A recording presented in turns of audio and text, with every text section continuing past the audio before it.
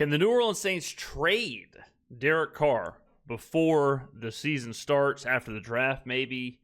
Ladies and gentlemen, the backdrop is Mike Florio, Chris Sims. Now, there's been a lot of rumors in the last 24 hours around Derek Carr and the New Orleans Saints and a possible trade.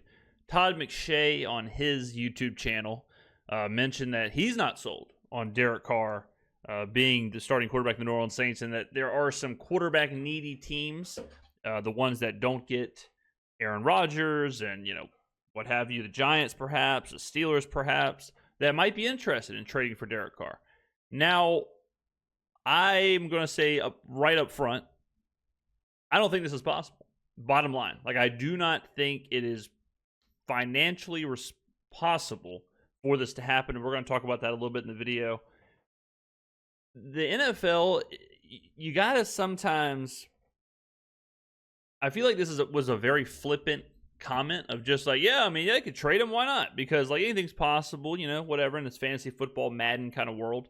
But when you look at the context and you look at everything, you look at everything happening with the Saints and all the contracts and all the restructures and what's happening in the next couple of years and how they operate, it becomes pretty obvious of what's going to happen. And I will explain to you exactly what will happen in this video. So before we even start, let's talk about the actual math, the actual monies. Now, remove what you think about Derek Carr. Remove, if you don't like him, remove the injuries from last year. Remove the idea that the Saints aren't going anywhere with him. The Saints can't win with them, whatever. Take all that out. We're just going to talk strictly from roster management, cap management, all that, contract management. So the Saints restructured Derek Carr's contract. This had nothing to do with Carr, right? Carr didn't have to agree to it. This was a built-in restructure. Teams have this in contracts. The Saints do this all the time so they can move around money and change salary to bonuses and then break those bonuses up or whatever. So that happens, comes into effect, takes care of the $30 million that the Saints needed to save to be cap compliant, all right? So they did that. It happened, all right? So that is taking place. They're restructured. They're under the cap. They're good to go. So if they were to trade him, all right, it'd be the same as if they were to release him post June 1. Okay, so I have these notes over here because of some money stuff. So I'm going to read through the notes. All right, if they were to do any of that, $60 million would get punted into the 2026 salary cap. Saints don't have that. All right, so if the Saints wait, if the Saints don't do anything at all, which is what they are set up to do, same thing with Denver and Russell Wilson, where they just couldn't financially get out of the season. They just had to kind of say, all right, man, whatever. Let's just play one more season, and we'll get into next year, and then we'll make a clean break with a post-June 1 designation. Everyone sees that coming. We've been talking about it. So what happens then? If the Saints wait, they go into next year, they save that $10 million, all right, with the post-June cut. Similar to what I think Atlanta could save with the Kirk Cousins release. Then they have the dead money. All right. So the dead money then cuts it up. You get $20 million of it as a hit in 2026. And then the remaining $40 million gets moved into 2027. Now, why is that beneficial to the Saints? Because we know that 2027 is the organic expiration of multiple other contracts.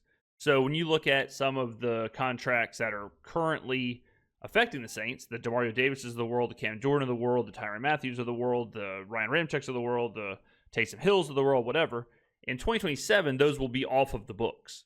So they'll have more room to absorb the hit from Derek Carr. Okay? That's why it matters. The roadway has been set up. I know it's a lot of numbers, a lot of math, a lot of whatever.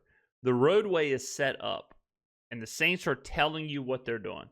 This year, they're restructuring people. They're bringing older players back. They're trying to get younger through the draft. They're trying to get younger in free agency by re-signing Chase Young, by going and getting Justin Reed.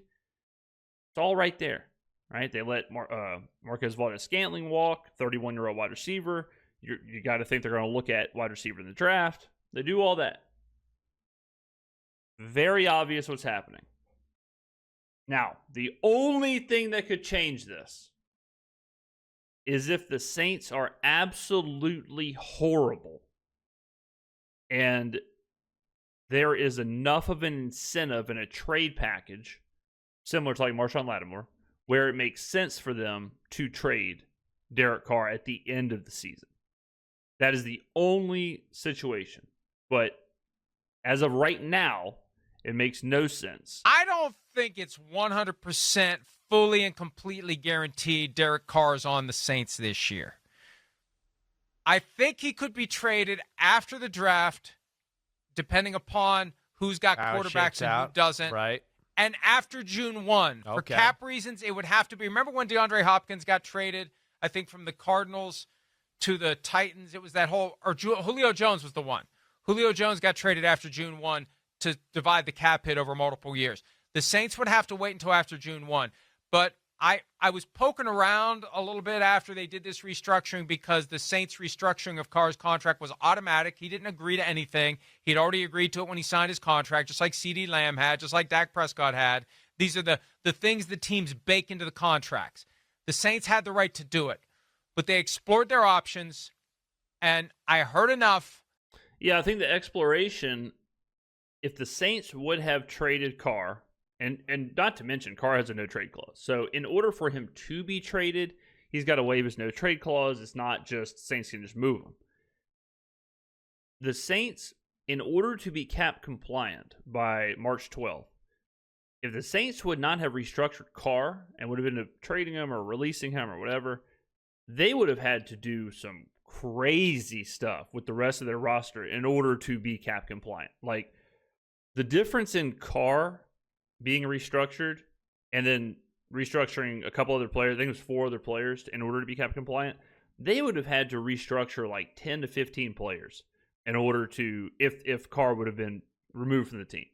So I think the exploration was there. I think they were looking at it on the spreadsheets and saying, like, can we do this? Like, what could we do? What are our options? And I think at the end of the day, they looked at it and said, we don't have an option. Like, there is not an option. We cannot do this. It's too many hoops. We're moving too many pieces around. Doesn't make any sense. Let's just survive another year. And by survive another year, it's like survive another year with an upgrade. Because Derek Carr is your best option at quarterback. So it's not like we're surviving with the worst player on the team. You're surviving with a guy who, when he's on the field, has been okay. And, you can win 9-10 games with him. So when you look at it through that lens, of course they're going to hold on to him. And of course they're going to keep him for a year. And of course Kellen Moore would like to have a veteran quarterback at the helm as he's trying to implement his offense. So it's big headlines. It's fun to talk about. It's the NFL. But I don't think there's any legs at all to this. To suggest that there could be delayed reaction depending upon who might want him after the draft, because the Saints are just kind of like, yeah, we're not going to say we're rebuilding, but right, we're rebuilding. What do we really have right now? That's what I was right. That goes back to our conversation of like coaches that had options as far as where to go and be a head coach. The Saints they got some issues. I know Demario Davis tried to say all the right things to us in the Super Bowl, but that's what he believes. He plays there. You look at them, you realize, they're a team that kind of needs to rip the Band-Aid off, take a step back and move 2 steps forward, and you would think Derek Carr could certainly help that. I'm be interested, Mike. I'll certainly be looking out for it as we go on throughout the offseason. And don't forget, guys, like a rebuild looks different in different ways. Like, who would say Seattle is rebuilding? Right? Probably nobody. Like, Seattle went 10-7 last year, could have made a playoffs. Good young head coach, got pieces, and then all of a sudden it's like, well, yeah. I mean, I guess it is kind of a rebuild. Like, you trade your quarterback, you release your veteran wide receiver, you trade your other wide receiver. Like, all of a sudden you get into offensive coordinator. Like, all of a sudden we're in the middle of a rebuild, right? But they didn't tear it down. You don't, quote-unquote, rip the Band-Aid off. And I think the Saints and I say I think, I know the Saints operate in the same way. We have 20 years of experience from this front office. They are not going to, on purpose, tank, even though tanking's not a thing. Tanking is completely made up. They're not going to tank. They're not going to, quote-unquote, rip the Band-Aid off and on purpose lose 14, 15, 16 games when they don't have to. And they believe that they can rebuild organically, which they are right now. Like, if you poke your head up for a second, you'll look around and realize, oh, damn, they are rebuilding. Justin Reed, Chase Young. Kellen Moore, 36 years old. Brandon Staley, 41 years old. Brand new head coach, brand new offensive coordinator, brand new defensive coordinator, brand new staff. The most draft picks they've had going into a draft in like 10 years. Okay, top 10 pick. All of these aging contracts are expiring at the exact same time. They're all coming off the books. They're all being restructured. The Ryan Ramczyk will be filing his paperwork to retire this summer. We know all this stuff's happening. You know, like, they're obviously rebuilding. But if you're not paying attention, then the only way you think a rebuild can happen is by tanking, by losing, by being the first or second pick in the draft, and to basically announce, we are rebuilding. But if you don't announce it and you just do it, you know, like, actions speak louder than words a lot of the time, ladies and gentlemen. So that's why when I see people who are like, I just don't know why the Saints aren't rebuilding. And then you look at the headlines, it's like, well, all these moves look like what teams would do in a rebuild. Traded Marshawn Lattimore. Like, it doesn't really, like, it's obvious what's happening. The Saints are rebuilding. Whoever has to hear it, the Saints are rebuilding. It's just not, I guess, what the proper, like, term or proper stereotype of a rebuild might look like.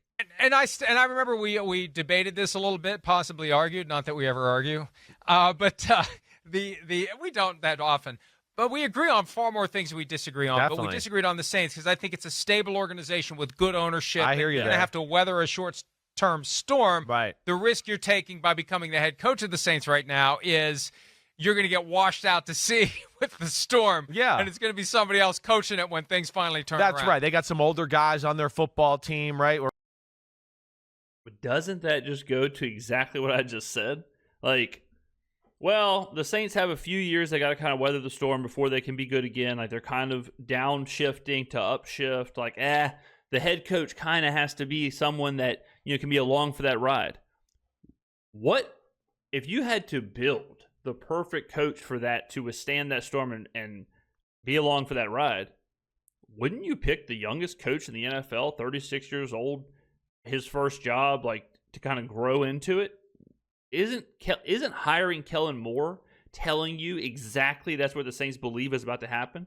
I also had a commenter who was like, James, if the Saints are good again in 2028, you can't say you were right. And to that I said, brother, that would mean I'm exactly right. I have been saying the whole time, 2027 is when this, like, downshift ends and the upshift truly begins, because that's when the contracts organically expire and when the Saints have the most salary cap available. The salary cap is fluid. The numbers will never stay the same. What the salary cap was yesterday won't be what it is tomorrow. What it is tomorrow won't be the same as in a month. Like, you're constantly doing contracts, changing, restructuring, signing, trade. Like, it's constantly moving. So don't get hung up on the actual number, but just know that as you go into 2026 and 2027, the Saints get more and more cap. They get more and more monies. They get more and more contracts off of the books. The old roster that we have to rebuild, they're all of those old players. Name any of them. Go look at, like, these contracts too are public. Go look at Sport Track. Go look at Over the Cap. And just look at the year. All of these older players, every single one of them, unless we're talking void years or something, but every single one of them naturally expires at 2027 at the latest. Okay? So more than likely, what will happen is, and really take 5,000 steps back, when Breeze left, or retired and Peyton left, okay, the following year you could call like year one of this downshift. You lose your greatest quarterback of all time, second greatest quarterback of all time. You lose the best head coach in your franchise history, one of the best coaches in the NFL. So then, out of all those years, and then we could count this upcoming year, and then whatever. Get good. 2027 will be on the upswing. 2028 will be good, according to the commenters.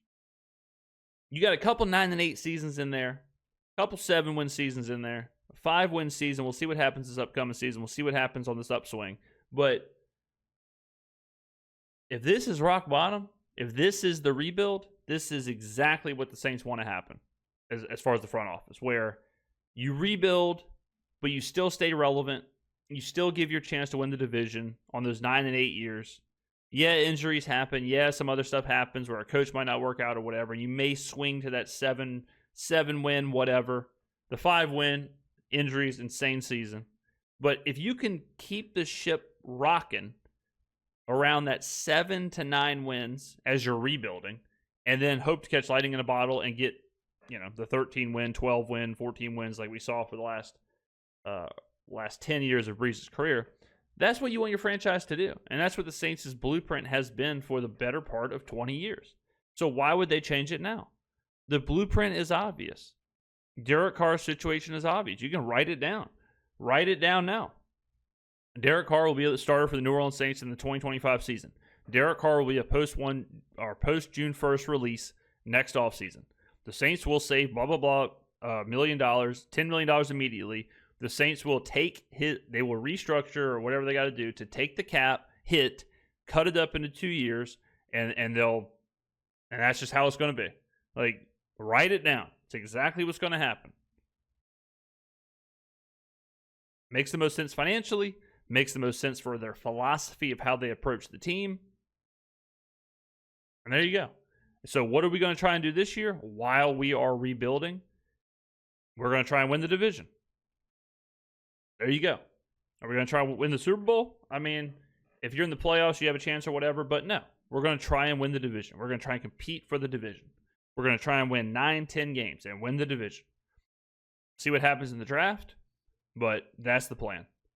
While we're rebuilding, while we are retooling, while we are renovating, we're going to try and be okay. And any team that does that, I think their fan base should applaud them for taking that approach versus punting a full season or punting 2 seasons or punting 3 seasons or whatever. So it's obvious what's happening to me. Or we know they got to kind of flip over the roster here. They got salary cap issues, and you just, yes, as the head coach and Kellen Moore, hope that they can get that figured out sooner rather than later to where they can finally put a good product on the field. And like you're saying, he doesn't get fired because he's trying to just figure out things for the cap's sake and the future of the team and all that stuff. Hi, it's Mike Flores. What's going to happen is the roster will be young and the cap will be figured out between now and 2027, and you're going to have a whole lot of people, you're already seeing it, you're going to have a whole lot of people surprised at what's going on. You are already seeing people who are like, wait, we're under the cap next year? Going into next year? I thought we weren't. And then I guarantee you this time next year, when you're staring at the 2026, 2027 numbers, I'm like, what the hell is going on? And the second, I had another person reach out and was like, how are the Saints getting younger? Well, ladies and gentlemen, simple math. If the older players are being phased out in the next couple of years, the Saints are signing young players a la Justin Reed and Chase Young, and the Saints have more draft picks than they usually do to bring in even more young players. All of that equals getting younger. And if you aren't paying attention and you're just reading, I'm telling you, you are going to wake up in 2027 or 2026 and you're going to look around and the Saints will have the most salary cap in the NFL and the youngest roster in the NFL with the youngest coaching staff in the NFL. And you're going to be sitting there going, what the hell just happened? How did this happen? Derek Carr ain't getting traded, at least not before the season. We'll see what happens as far as later in the season. If it's a complete dumpster fire and they trade him off, that's a different story. But I don't think it has legs. I don't think it makes any sense at all. I mean, why would the Saints pay Derek Carr just to trade him and let some other team get him for $1 million, right? And the Saints had to pay him regardless. I also don't think philosophically it makes sense to bring these other players back to have restructure their deals to just all of a sudden turn around and trade your quarterback, a couple months before the season starts. Like, it just seems like weird. Why wouldn't, if you were going to do it, since a trade and a release are virtually the same in this situation, why wouldn't you have just released them? Why would you even go through the process of it this way? It just doesn't make any sense. So, all right. Hopefully I cleared this up a little bit. I could not find the Todd McShay clip, but that's how I first heard about these rumors, and then PFT popped up. So there you go. Thank you for watching. Let me know in the comments below, or just re in the comments below, and I will see you in the next video.